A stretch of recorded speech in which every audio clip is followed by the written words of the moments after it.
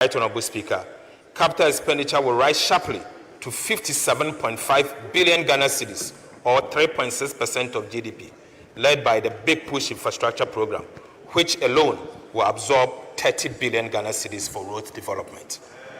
Mr. Speaker, interest payments are projected to decline to 57.7 billion thanks to prudent liability management.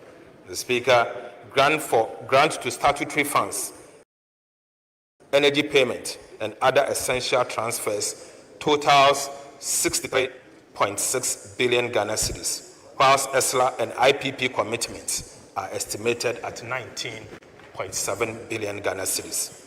Overall, the 2026 appropriation stands at about 357.1 billion Ghana cedis.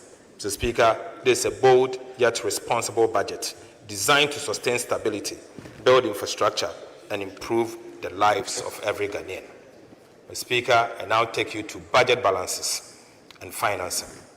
Right, Honorable Speaker, the overall fiscal balance on commitment basis is projected at a deficit of 34.4 billion, equivalent to 2.2% of GDP. The corresponding primary balance records a surplus of 23.3 billion Ghana cedis, representing 1.5% of our GDP. Mr. Speaker, on cash basis, the overall deficit is projected at 64.2 billion Ghana cedis, equivalent to 4% of GDP.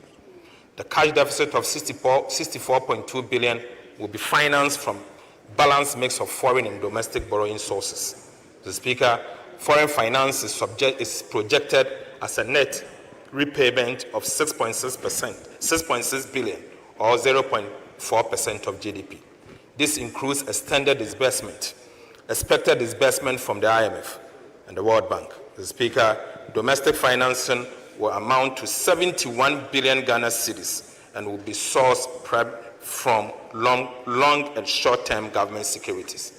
Mr. Speaker, the strategy will support domestic market development and ensure their sustainability, as well as maintaining financial sector stability. Right, Honorable Speaker, Ghana's 2025 to 2028 debt management strategy marks a decisive shift to responsible borrowing. With 93.5% of total debt restructured, 20.3 billion in domestic bonds, 13.1 billion in Eurobond, and 5.2 billion in bilateral loans. Mr. Speaker, Ghana is firmly on a sustained path. Mr. Speaker, the strategy focuses on cutting refinancing risk, reducing costs, deepening local markets, and boosting transparency. It revives the bond market, building liquidity buffers, and relies mainly on concessional financing from the IMF, World Bank, and bilateral partners. Mr. Speaker, benchmarks including short-term debt below 15%, treasury bills, and 20% of domestic debt and foreign debt capped at 70%. Mr. Speaker, I now take you to the meat. Mr. Speaker, I now take you to the meat. The fiscal policy measures, structural reforms, and key policy initiatives. Right, Honorable Speaker, the choices we made in 2025 have restored macroeconomic stability, built trust in our fiscal institutions, and rekindled the hope of our country. The task before us now is to turn that stability into sustained progress and to make growth felt in every home, every community, and every enterprise.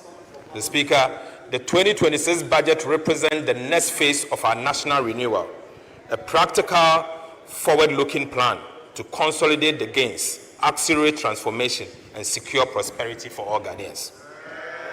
It is the next chapter in building the Ghana we want, a nation that works around the clock, creates opportunities for all, and protect the dignity and dreams of every citizen. Right, Honorable Speaker, permit me to reaffirm government 3 key priorities for 2026. First, consolidation of macroeconomic stability. Second, we will accelerate economic transformation and job creation. And finally, we will strengthen the security and social sectors for inclusive growth. Mr. Speaker, this budget builds on the stability of 2025 and channels it into action that delivers more jobs, better infrastructure, stronger industries, and better public service. Mr. Speaker, the budget moves Ghana from recovery to transformation and from promises to progress. Right Honorable Speaker, let me now outline the core policy measures, structural reforms, and key policy initiatives that will drive this transformation, each one designed to deliver tangible results, reduce the cost of living, empower businesses, and create decent jobs.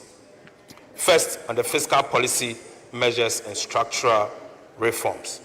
Mr. Speaker, government remains steadfast in the commitment to restore and sustain fiscal stability as the foundation for inclusive growth.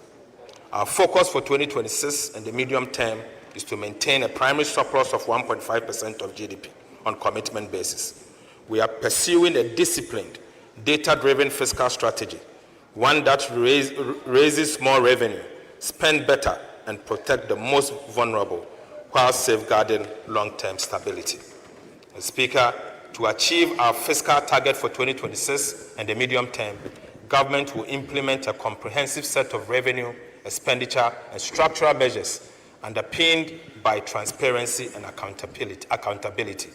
Mr. Speaker, on the revenue side, government will deepen domestic resource mobilization through the implementation of the medium-term revenue strategy.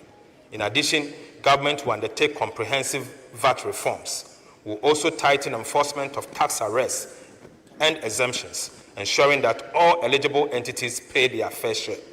Mr. Speaker, these measures are expected to lift non-oil revenue to 15.7% of GDP in 2026 from a projected 15.1% of GDP in 2025. Mr. Speaker, take you to VAT reforms. In 2025 budget and the media fiscal policy review, government made a firm promise to reform Ghana's value-added tax system to make it fairer, simpler, and more efficient.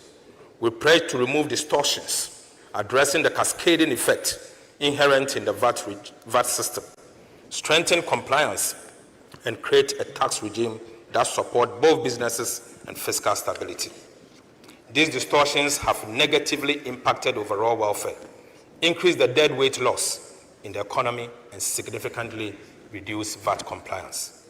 Today, Mr. Speaker, I'm proud to report to this House that we have finally delivered on that promise.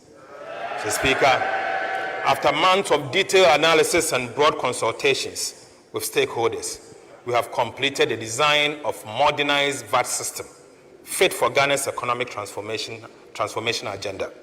Mr. Speaker, government is therefore submitting to this House today and for approval, Mr. Speaker, a bold package of VAT reforms that will make our tax system more equitable, transparent, and business-friendly. Right Honorable Speaker, the new VAT reforms will do the following. We will abolish the COVID-19 recovery levy. Mr. Speaker, we will abolish the decoupling of Get Fund and National Health Insurance levies from the VAT tax base. Mr. Speaker, we will abolish VAT on recognizance and prospecting of minerals. Mr. Speaker, we will reduce the effective VAT rate from 21.9% to 20%. Mr. Speaker, we will raise the VAT registration threshold from 200,000 to 750,000 cedis. Mr. Speaker, we will extend VAT zero rating on the supply of local manufacturing textiles to 2028. Mr. Speaker, for emphasis, we promise to abolish the COVID-19 levy.